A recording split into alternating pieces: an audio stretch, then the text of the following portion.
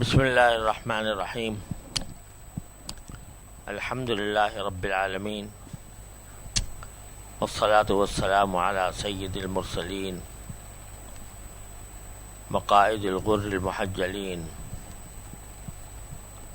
وعلی آلہ واصحابہ اجمعین وعلی کل من تبعہم بإحسان الی یوم الدین. اما بعد،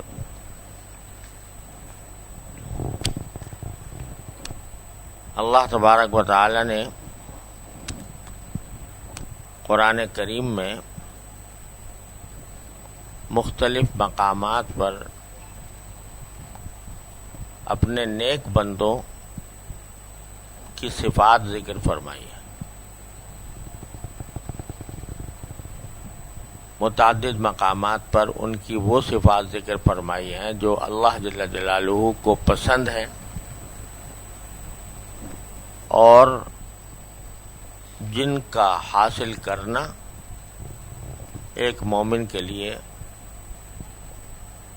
نہ صرف یہ کہ باعث نجات ہے بلکہ اپنی دنیاوی زندگی کو بہتر بنانے کے لیے بھی ان صفات کو حاصل کرنا ضروری ہے. اس کے بعد نہ اس کے بغیر نہ دنیا درست ہوتی ہے نہ آخرت درست ہوتی ہے.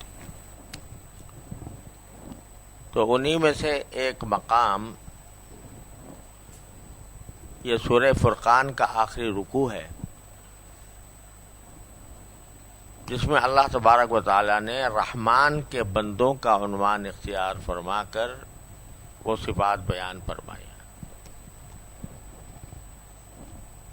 وَعِبَادُ الرَّحْمَنِ الَّذِينَ يَمْشُونَ عَلَى الْأَرْضِ هَوْنًا وَإِذَا خَاطَبَهُمُ الْجَاهِلُونَ قَالُوا سَلَامًا. کہ رحمان کے بندے وہ ہیں، رحمان کے بندے کون ہیں؟ جن کی صفات آگے ذکر کی گئی ہیں.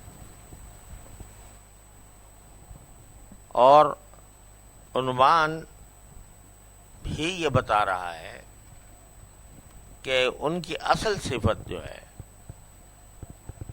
جو اللہ جل جلالہ کو محبوب ہے اور جو ان کے لیے تغرائے امتیاز کے طور پر بیان کی گئی ہے، وہ بندگی ہے. رحمان کے بندے. دوسری جگہ یعنی اگر دیکھا جائے تو دنیا میں اگر کسی کو بڑا کہا جائے تو اس کے لیے القاب آداب طرح طرح کے استعمال ہوتے ہیں، لیکن اللہ جل جلالہ نے اپنے نیک بندوں کا جو لقب اختیار فرمایا وہ لقب ہی بڑا پیارا ہے کہ یہ رحمان کے بندے ہیں. ان کی اصل حقیقت، ان کی اصل ماہیت، ان کی اصل صفت وہ بندگی ہے. انہوں نے اپنے دل میں یہ بٹھا لیا ہے کہ میں بندہ ہوں، اللہ کا، رحمان کا بندہ ہوں. اور رحمان کی صفت لا کر یہ بتایا جا رہا ہے واللہ سبحانہ وعلم کہ جس ذات نے رحمت سے کسی کو رحمتوں سے ڈھانپا ہوا ہو، سر سے لے کر پاؤں تک اس کی رحمتیں ہیں اور اس میں انسان ڈھکا ہوا ہے، تو اس کا جو بندہ ہوگا، اس کا جو غلام ہوگا، وہ اپنے آقا کا سب سے زیادہ فرما بردار ہوگا، آقا سے بہت محبت کرنے والا ہوگا، آقا کی ہر بات کو، اس کے اشاروں کو بھی دیکھنے والا ہوگا. اگر فرض کرو، اب اللہ کا شکر ہے غلامی کا نظام اس وقت نہیں ہے، لیکن جس زمانے میں تھا تو جو آقا ہوتا تھا وہ غلام کے لیے سب کچھ ہوتا تھا. یعنی غلام کا مالک ہوتا تھا باقاعدہ، اور مالک ہونے کے ناطے اس کو جو چاہے کروا لیتا تھا اس سے۔ اب ایک فرض کرو کہ غلام ایک آقا ہے، وہ جابر و ظالم قسم کا ہے، کوڑے لگوا کر کام کراتا ہے، تو بندہ جو ہے وہ غلام اس کا کام تو پھر بھی کرے گا، کیونکہ غلام ہے لہذا کرے گا، چاہے خوشی سے کرے چاہے ناراضی سے کرے۔ وہ کوڑے مار رہا ہے، وہ ڈانٹ رہا ہے، ڈپٹ رہا ہے، اور یہ غلام ہے کہتا کرو یہ کام، تو ڈانٹ ڈپٹ کے کرائے گا تب بھی کرے گا، لیکن کرے گا کس طرح کہ اس کے دل میں کوئی ایسا جذبہ نہیں ہوگا کہ بھئی یہ ہے ہی میرا آقا تو میں اس کی ہر بات مانوں، لیکن کوڑا نظر آ رہا ہے، ڈنڈا نظر آ رہا ہے، تو اس کی وجہ سے وہ اس کے حکم کی تعمیل کر رہا ہے، دل میں کوئی محبت نہیں ہے اس کی، کیونکہ جابر ظالم ہے۔ اور ایک آقا وہ ہے جو صبح سے لے کر شام تک اس کا خیال رکھتا ہے، غلام کا اس بات کا خیال رکھتا ہے کہ اس کو کوئی تکلیف نہ ہو، یہ آرام سے رہے، یہ اس کو نیند بھی اس کی پوری ہو، اور کوئی کام اس کی مشقت کے اس سے ایسے مشقت کا نہ لوں کہ جو اس کے اوپر بھاری ہو جائے۔ پیار سے اس کو پکارتا ہے، پیار سے اس سے معاملہ کرتا ہے، پیار سے اس کو کوئی حکم دیتا ہے، پیار سے اس سے باتیں کرتا ہے۔ اب یہ آقا دیکھو اور اس کا غلام دیکھو، تو غلام جو ایسے آقا کا جو غلام ہوگا وہ اپنے آقا پر فریفتہ ہوگا یا نہیں ہوگا کہ یہ آقا ہے، مجھے سب کچھ کر سکتا ہے، مجھے مار بھی سکتا ہے، مجھے ڈانٹ بھی سکتا ہے، مجھے سبھی کچھ کر سکتا ہے، لیکن اس نے مجھے اتنی پیار سے رکھا ہوا ہے، اتنی شفقت اور محبت سے رکھا ہوا ہے کہ میں اس کی شفقتوں میں نہال ہوں۔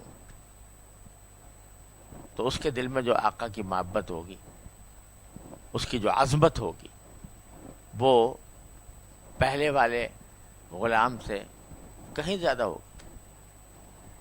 تو باری تعالیٰ یہاں اپنے نیک بندوں کو فرمایا عباد الرحمن، عباد الجبار نہیں یہاں پر فرمایا، عباد القہار نہیں فرمایا، بلکہ عباد الرحمن، کہ یہ بندے ہیں رحمان کے، جس نے ان کو اپنی نعمتوں میں نہلایا ہوا ہے، اس کے بندے ہیں۔ تو وہ یہ دل میں تصور رکھتے ہیں کہ میں ایک ایسی ذات کا بندہ ہوں، اس کا غلام ہوں کہ جس کی نعمتوں میں میں صبح سے لے کر شام تک نہایا ہوا ہوں۔ تو جو بندہ دل میں یہ بات رکھے گا کہ میں رحمان کا بندہ ہوں، تو پھر وہ اس کی اطاعت، اس کی تابع داری، اس کی فرما برداری محض زور زبردستی سے نہیں کرے گا، بلکہ اس کی فرما برداری وہ دل سے کرے گا۔ تو اس لیے فرمایا کہ سب سے، میں تو سمجھتا ہوں کہ اس سے بڑا تمغہ کوئی اور ہو نہیں سکتا جو اللہ تبارک و تعالی نے اپنے بندوں کو دیا، عباد الرحمن، اس سے بڑا تمغہ کوئی ہو نہیں سکتا جو کوئی آقا اپنے غلام کو دے، جو مالک اپنے بندے کو دے۔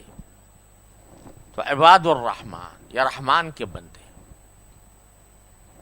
اور بندگی ان کا ان کی سب سے اعلیٰ صفت ہے۔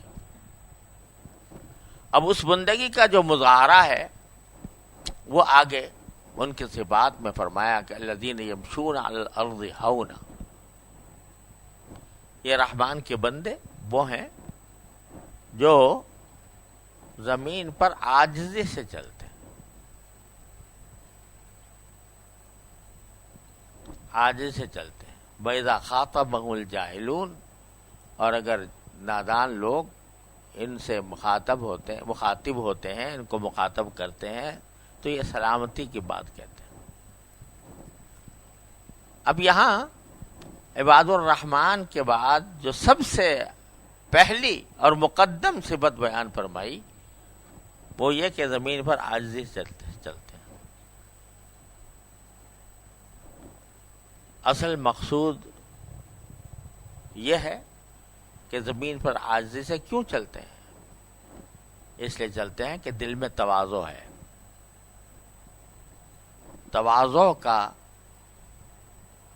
تواضع کی تعریف کرنا مقصود ہے اور اس کی اہمیت بتلانا مقصود ہے۔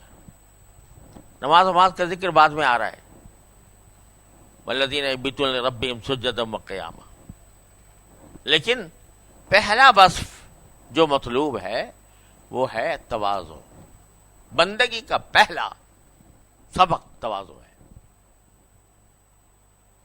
تواضع کی کیا معنی؟ کہ میری کوئی حقیقت نہیں، دل میں یہ سمجھے۔ زبان سے کہنے سے کچھ نہیں ہوتا۔ زبان سے کہہ دے کہ بھئی میں ناچیز ہوں، ناکارہ ہوں، اس سے کچھ نہیں، یہ تواضع نہیں ہوتی۔ صرف یہ تواضع نہیں ہوتی، صرف یہ، جب تک کہ دل میں بھی واقعی یہ بات نہ ہو کہ واقعی میں میری کوئی حقیقت نہیں، میں تو گندا قطرہ تھا اور اس قطرے کو ہی میرے مالک نے جو ہے وہ خون بنا دیا، اس کو لوتھڑا بنا دیا، اس کے اوپر ہڈیوں پہ گوشت چڑھا دیا، فَأَنشَأْنَاهُ خَلْقًا آخَرَ، پھر ہم نے کوئی اور چیز ہی بنا دیا ان کو، فَتَبَارَكَ اللَّهُ أَحْسَنُ الْخَالِقِينَ۔ تو آدمی کو اگر اپنی یہ حقیقت مستحضر رہے، یہ ہے تواضع۔ کہنے کو میں بھی کہہ دوں گا، ہر ایک آدمی کہہ دے گا بھائی باقی میں تو سمجھتا ہوں کہ میری کوئی حقیقت نہیں ہے، یہ ہے وہ ہے، لیکن دل میں جاگزین نہیں ہوتی یہ بات بغیر متواضع کی صحبت کے۔ دل میں جاگزین نہیں ہوتی، اپنے ہی کمالات میں گم رہتا ہے انسان۔ میں یہ ہوں، میں وہ ہوں، میرا علم دیکھو، میرا کمال دیکھو، میری تجارت دیکھو، میری دولت دیکھو، میرا مکان دیکھو، میری کار دیکھو، میرے اثرات دیکھو، میری شہرت دیکھو، لوگوں میں میری مقبولیت دیکھو، ان میں گم رہتا ہے انسان۔ عقیدے کے اعتبار سے کوئی پوچھے تو عقیدے میں تو ہے عقیدہ کہ میری حقیقت کچھ بھی نہیں، جو کچھ ہے اللہ تبارک و تعالیٰ کی عطا ہے، عقیدہ تو ہے، لیکن عقیدہ اور چیز ہے، اور اس کا استحضار اور اس استحضار کے نتیجے میں اس کا زندگی کے اوپر عکس، یہ اور چیز ہے۔ عقیدہ بے شک ہے، اگر کوئی پوچھے گا تو یہ کہے گا کہ جی میری حقیقت کچھ بھی نہیں، لیکن جس چیز میں دن رات گم ہے وہ کیا ہے؟ وہ یہی ہے نا، میں عالم ہوں، میرے اتنی تصانیف ہیں، میرا اتنا بیانات ہیں، میرے اتنے لوگ گرویدہ ہیں، میری بات میں لوگوں کو اثر ہوتا ہے، لوگ میرے گرد گھومتے ہیں، 4 دانگ عالم میں میرا شہرہ ہے، اور میں تجارت میں کرتا ہوں تو تجارت میں میرا اعلی مقام ہوتا ہے، تجار میں میرا ایک اعلی مقام ہے، یہ کیا ہے سب لوگ میرے آگے؟ تو یہ دماغ جو ہے نا، وہ عقل تو کہہ رہی ہے کہ تو کچھ نہیں، لیکن دماغ جو ہے، جو انسان کا جو جذبات ہیں، عملی جذبات ہیں، وہ اس حقیقت کو پیچھے ڈال دیتے ہیں، اس پر پردہ ڈال دیتے ہیں، اور انسان اپنے ظاہری کمالات اور ظاہری خوبیوں کا مراقبہ کرتا رہتا ہے. مراقبہ کرنا تھا اللہ جل جلالہ کے انعامات کا، مراقبہ کرنا تھا اپنی کوتاہیوں کا. لیکن انسان جو ہر وقت جس مراقبے میں رہتا ہے، یہ میں نے کام اچھا کر لیا، یہ میں نے اچھا کر لیا، یہ میں نے اچھا کر لیا، میرا یہ کمال حاصل ہو گیا، مجھے یہ، اس کا مراقبے میں لگا ہوا ہے صبح شام تک. اس کا نتیجہ یہ ہے کہ اس کے جب تواضع حاصل نہیں، اپنے کمالات پر نظر ہے، اور کمالات پر ایسا ایک کمالات کو اپنے لیے ایک ایسی چیز بنا دیا کہ جس کی وجہ سے مجھے دوسروں پر فوقیت حاصل ہے، تو اب اس کا اثرات اس کی چال ڈھال پر بھی پڑتے ہیں. اس کے اثرات چال ڈھال پر بھی پڑتے ہیں کہ ذرا چلے گا تو ذرا اکڑ کے چلے گا، یہ سمجھ کے چلے گا کہ میں بڑا ہوں، دوسرے چھوٹے ہیں، میں کامل ہوں، دوسرے ناقص ہیں، میں افضل ہوں، دوسرے مفضول ہیں. یہ کیا حقیر کیڑے میرے سامنے پھر رہے ہیں؟ تو وہ اکڑ کے چلے گا، تو سینہ تان کے چلے گا. اور جس شخص کے دل میں تواضع عقیدتاً ہی نہیں بلکہ مراقبتاً بھی اس کے دل و دماغ پر چھائی ہوئی ہے، وہ اپنا کوئی کارنامہ، اس کو اپنا کارنامہ نظر آتا ہی نہیں،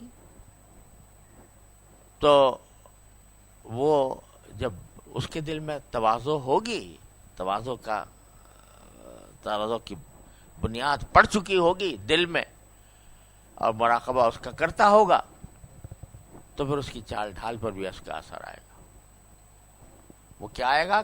الذین یمشون علی الارض ہونا، کہ زمین پر وہ عاجزی سے چلتے ہیں.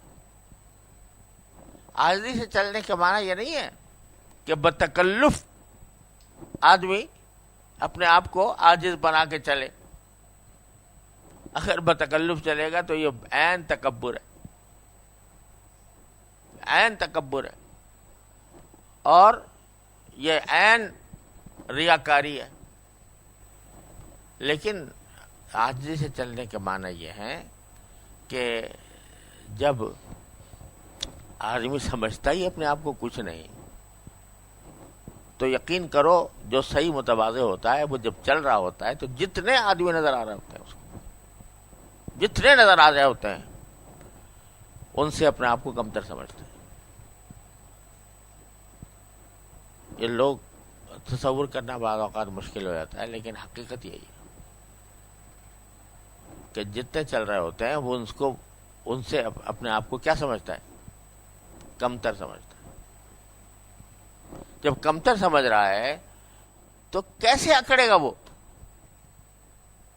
وہ طبعاً ہی بتکلف نہیں، اس کی طبیعت یہ ہوگی کہ وہ بے تکلف بھی عاجزی کے ساتھ چلے گا. اگر کسی کی رفتار ہی چاہے اس قسم کی ہو دیکھنے، یعنی اس کی طبیعت رفتار بھی آدمی کی جو ہے، آدمی کی کیسی ہوتی ہے بعض اوقات، وہ تکبر کی وجہ سے نہیں ہو رہی، تکلف نہیں کر رہا، وہ جانتا ہے کسی کو، دوسرے کو حقیر نہیں سمجھتا، لیکن جانتا ہے کہ میں تکبر کرنے والا ہی نہیں ہوں. تو وہ اگر چال میں تھوڑا سا اس کے کچھ اس طرح کی چیز نظر آ بھی جائے تو وہ اس کے تواضع کے منافی نہیں ہے. لیکن جو آدمی بتکلف کرے، تکلف کے ساتھ چلے اور اس تکلفی کو اپنی عادت بنا لے، تو اس کو فرمایا لا تمشی فی الارض مرحا، زمین پر اکڑ کر مت چلا کرو، انک لن تخرق الارض ولن تبلغ الجبال طولا. تو انسان کے اوپر تکبر کے جو اثرات ہوتے ہیں وہ بعض اوقات اس کی چال پر بھی آ جاتے ہیں. تو اس لیے فرمایا سب سے پہلی چیز کہ الذین یمشون علی الارض ہونا. اور بعض اوقات انسان کی آواز پر بھی آ جاتے ہیں کہ جب طبیعت میں تکبر ہے، اپنے آپ کو دوسروں سے بڑا سمجھتا ہے، دوسروں کو حقیر سمجھتا ہے، تو زبان تو اس کے آواز بھی بلند ہو جاتی ہے، آواز بلند ہو جاتی ہے۔ چونکہ طبیعت میں تکبر ہے، ہر آدمی کو اپنے سے کمتر سمجھتا ہے کہ یہ بیوقوف ہے، میں عقل مند ہوں۔ سب بیوقوف ہیں یہ جتنے بھی ہیں، اور میں عقل مند ہوں۔ میں جو بات کہوں گا یا جو بات سوچوں گا وہ ہی افضل ہوگی، اور باقی سب کی سب نیچے ہیں، سب نچلے درجے میں ہیں۔ کسی کی بات قابل قبول نہیں ہے، میری قابل قبول ہے۔ میں جو کہوں وہ سچ ہے، وہ حق ہے، اور دوسرے اگر اس کے خلاف کہہ رہے ہیں تو وہ پاگل ہیں، بیوقوف ہیں، بد سلیقہ ہیں۔ جب یہ تصور ہوتا ہے تو پھر آواز بھی بلند ہو جاتی ہے۔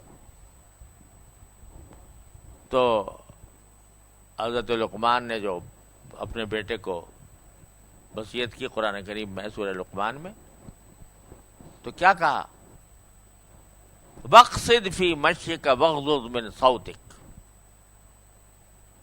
اپنی چال میں بھی اعتدال رکھو،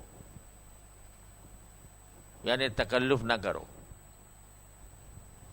اعتدال رکھو، جیسی طبیعت ہے اس کے مطابق چلو،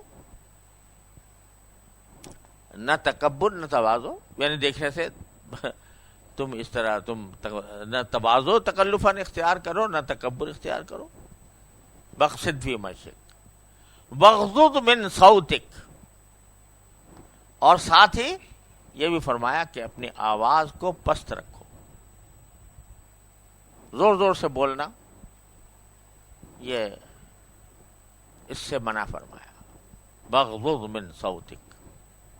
اور پھر آگے کتنی زبردست اس کی زور سے بولنے کی عادت ڈالنے کی جو تشبیہ دی ہے اللہ تعالیٰ نے، وہ کیا؟ ان انکر الاصوات لصوت الحمیر، ساری دنیا ساری مخلوقات کی آوازوں میں سب سے بھدی آواز جو ہے وہ گدھے کی ہوتی ہے۔ قرآن کہتا ہے خوب تیز بولتا ہے، بہت یعنی بلند آواز سے بولتا ہے، تو فرمایا کہ تم آواز بھی پست رکھو، وَاقْصِدْ فِي مَشْيِكَ وَاغْضُضْ مِنْ صَوْتِكَ إِنَّ أَنْكَرَ الْأَصْوَاتِ لَصَوْتُ الْحَمِيرِ۔ آواز ذرا دھیمی آواز سے بولا کرو، بلند آواز سے چیخنا پکارنا چاہے برحقی کیوں نہ ہو، یہ کوئی صحیح بندوں کا کام نہیں ہے، اللہ کے بندوں کا کام یہ نہیں۔ اگر یہ تیز آواز سے بولنا کوئی باعث فضیلت ہوتا، کوئی اچھی بات ہوتی، تو پھر تمہیں اللہ تعالیٰ اس کی مدح فرماتے، لیکن یہاں آہستہ آواز کی جا رہی ہے، اور مثال بھی دے دی کہ گدھے کی طرح نہ بولا کرو تیز۔ یہ علامت ہے، عاجزی سے چلنا، دھیمے انداز میں گفتگو کرنا، یہ علامت ہے دل میں تواضع کی شمع روشن ہے اس کی۔ اس لیے پہلا کام جو ہے عباد الرحمن کا، اللہ تعالیٰ نے یہ بتایا، الذین یمشون علی الارض ہونا۔ یہ میں یعنی بات کہنے کو کہہ رہا ہوں، لیکن یہ حاصل ہوتی ہے بڑے مجاہدوں سے، یہ بات کہ آدمی اپنی حقیقت کو سمجھے کہ میں کچھ بھی نہیں ہوں۔ جب انسان کو کوئی اوصاف دنیا میں عطا ہو جاتے ہیں، اللہ تعالیٰ کی عطا سے ہو جاتے ہیں، کوئی اعلیٰ درجے کا عالم بن گیا، کوئی اعلیٰ درجے کا ڈاکٹر بن گیا، کوئی اعلیٰ درجے کا انجینئر بن گیا، اب یہ تو نہیں کہہ سکتا وہ کہ بھئی یہ میرا یہ یعنی اپنے کمال کی نفی تو نہیں کر سکتا. کوئی کہے کہ میں عالم نہیں، عالم تو خیر طالب علم نہیں ہوں، میں نے درس نظامی نہیں پڑھا ہے، یہ تو نہیں کہہ سکتا نا، جھوٹ تو نہیں بول سکے گا. لیکن وہ جب کہتا ہے کہ میں درس نظامی کا فاضل ہوں، میں ڈاکٹر ہوں، میں انجینئر ہوں، تو میں بعد میں کہہ تو رہا ہے، لیکن حقیقت میں دل میں یہ بات آ رہی ہے کہ یہ میں خود سے کچھ بھی نہیں ہوں، میرے مالک نے مجھے بنایا، یہ اس کی عطا ہے. میں دولت مند ہوں تو یہ خود سے نہیں ہوں، یہ اللہ تبارک و تعالیٰ کی عطا ہے. اس بات کا استحضار رہنا اور دھیان رہنا یہ مجاہدے سے ہوتا ہے، بزرگوں کی صحبت سے ہوتا ہے، ورنہ شیطان اسی چکر میں لگائے رکھتا ہے. کوئی اگر پوچھے تو کہہ جی مجھے تو پکی بات ہے، مجھے عقیدہ ہے، میرا یقین ہے کہ میں کچھ بھی میری حقیقت نہیں ہے، جو کچھ ہے اللہ تعالیٰ کی عطا ہے. لیکن خدا کے بندے تیرا طرز عمل کیا ہے؟ تو طرز عمل سے کیا ظاہر کر رہا ہے کہ میں اس کا مال رکھتا ہوں؟ اور یہاں یہ بھی سمجھ لینا کہ ایک جگہ حضرت بزرگوں نے فرمایا کہ اپنے آپ کو اکمل سمجھنا یہ تواضع کے خلاف نہیں، لیکن افضل سمجھنا یہ غلط ہے. اکمل سمجھنا یعنی دوسرے کے مقابلے میں مجھے یہ کمال زیادہ حاصل ہے. مثال کے طور پر یہ کہ ایک آدمی جو ہے وہ ایم اے پی ایچ ڈی ہو گیا، اور ایک آدمی ابھی میٹرک بھی نہیں کیا اس نے، تو کیا وہ سمجھے کہ بھئی یہ جو جس نے میٹرک بھی نہیں کیا یہ جو ہے یہ زیادہ کامل ہے مجھ سے، یا یہ سمجھے کہ نہیں کمال میرے پاس ہے اس کے مقابلے میں؟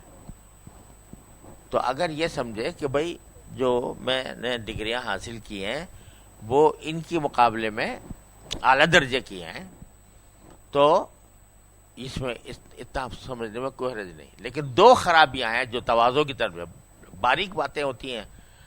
ایک یہ کہ یہ تو کہہ رہا ہے کہ میں یہ کامل، میں اس سے زیادہ پڑھا ہوا ہوں،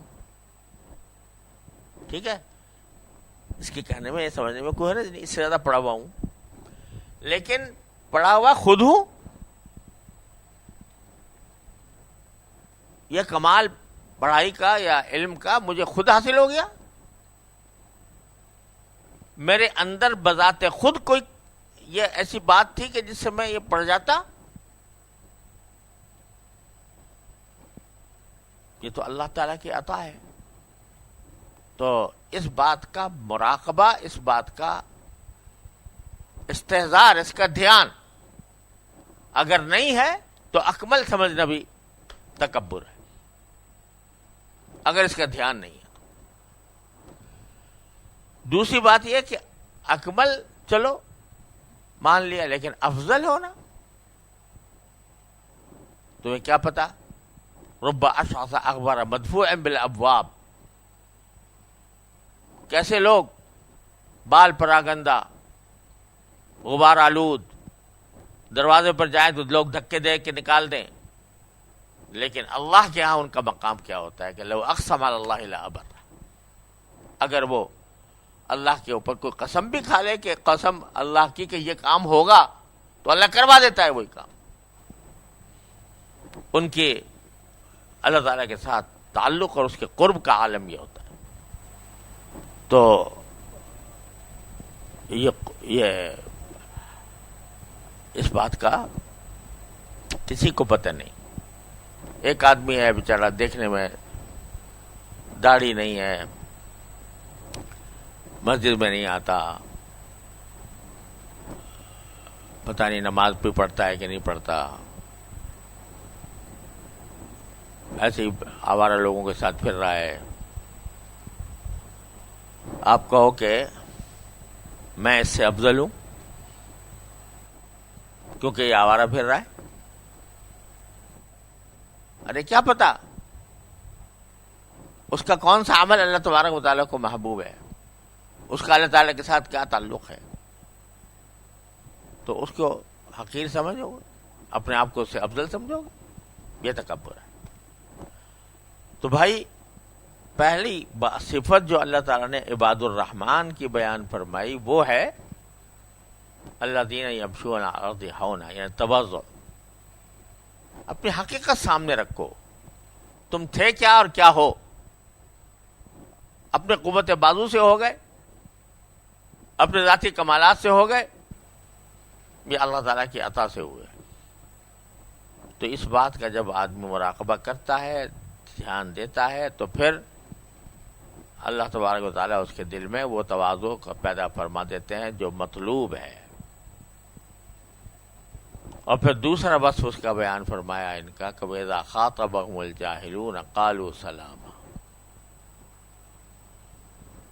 جب جاہل لوگ ان سے خطاب کرتے ہیں تو یہ سلامتی کی بات کہتے ہیں۔ جاہل کے معنی نادان کے ہوتے ہیں، تو نادان لوگ جب ان سے بات کرتے ہیں، خطاب کرتے ہیں، اب نادان کے معنی ایک تو یہ ہوتے ہیں کہ ایک آدمی صحیح کام کر رہا ہے، دوسرا شخص بلا وجہ اس پر اعتراض کر رہا ہے، تو بلا وجہ جو کر رہا ہے ظاہر ہے اس وجہ سے کر رہا ہے کہ اس کو حقیقت حال کا پتہ نہیں، جاہل ہے، وہ نادان ہے، اس لیے کر رہا ہے۔ ایک تو یہ۔ دوسرے معنی جہالت کے ہوتے ہیں لڑائی جھگڑا۔ عربی زبان میں جہالت کا لفظ جو ہے وہ لڑائی جھگڑے کے لیے بھی استعمال ہوتا ہے۔ الا لا یجہلن احد علینا فنجہل فوق جہل الجاہلین، وہ حماسہ کا شاعر کہتا ہے کہ کوئی ہمارے ساتھ جہالت کی بات نہ کرے، یعنی لڑائی نہ کرے، فنجہل فوق جہل الجاہلین، تو ہم اس کے ساتھ بھی پھر جہالت کا ایسا معاملہ کریں گے جو جاہلوں سے بھی آگے بڑھ جائیں گے۔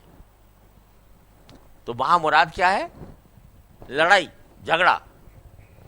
تو جاہلون کے معنی یہاں پر جھگڑے کے بھی ہیں کہ جب جھگڑا کرنے والے لوگ ان سے خطاب کرتے ہیں تو اب جھگڑا کرنا مقصود ہے دوسرے آدمی کا، تو وہ اعتراض کر رہا ہے، ایسے اعتراض کر رہا ہے کہ جس سے جھگڑا پیدا ہو۔ تو فرمایا کہ یہ اس کے جواب میں کیا کہتے ہیں؟ سلامہ۔ اب سلامہ کے یہاں پر دو مطلب ہیں، ایک یہ کہ سلامتی کی بات کہتے ہیں، شرافت کی بات کرتے ہیں، اور یہ کہ لفظ سلام کہہ دیتے ہیں، سلام بھائی۔ تو سلام کے کیا معنی؟ کہ وہ رخصتی سلام، کہ بھائی معاف کرنا، اب میں آگے کچھ بات کرنے والا نہیں ہوں آپ سے، بس سلام۔ جیسے ابراہیم علیہ السلام نے فرمایا تھا اپنے باپ کو، سلام علیک ساستغفر لک ربی۔ اور دوسری جگہ قرآن کریم میں خود کہا کہ سلام علیکم لا نبتغی الجاہلین، سلام علیکم۔ تو ایک سلام تو ہوتا ہے جس کا مقصود ہوتا ہے سلامتی کی دعا دینا، تحیہ، السلام علیکم، اور ایک سلام ہوتا ہے رخصتی والا، اچھا بھائی السلام علیکم، کیا مانا؟ اب ہم تم سے بات نہیں کریں گے، اب ہم جا رہے ہیں۔ تو جب جاہل لوگ جھگڑا کرنے والے ان سے کوئی خطاب کرتے ہیں تو جواب میں وہ یہ نہیں ہے کہ وہ بھی جہالت پہ اتر آئیں، فنجہل فوق جہل الجاہلین، یہ بھی جہالت پہ اتر آئیں، نہیں، وہ ان کے ساتھ سلامتی کی بات کرتے ہیں، شرافت کی بات کرتے ہیں، جھگڑے میں نہیں پڑتے۔ یہ جھگڑا جو ہے نا یہ اللہ تعالیٰ کو انتہائی ناپسند ہے، انتہائی مکروہ چیز ہے اللہ تعالیٰ کے ہاں جھگڑا۔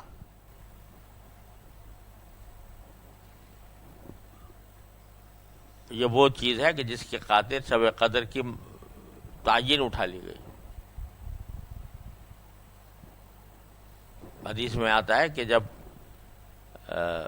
نبی کریم سرور دو عالم صلی اللہ علیہ وسلم کو شب قدر کا پتہ دے دیا گیا تھا کہ فلاں تاریخ میں شب قدر ہوگی، لیکن جب آپ باہر نکلے تو دو آدمی لڑ رہے تھے آپس میں، تو اس لڑنے کی نحوست کی وجہ سے آپ بھول گئے کون سی رات تھی وہ۔ اللہ تعالیٰ کے حکمت تھی، بلانا ہی مقصود تھا۔ تو جھگڑا ایسی خراب چیز ہے کہ یہ شیطان کو اپنے گھر میں مقیم کرنے کے مرادف ہے۔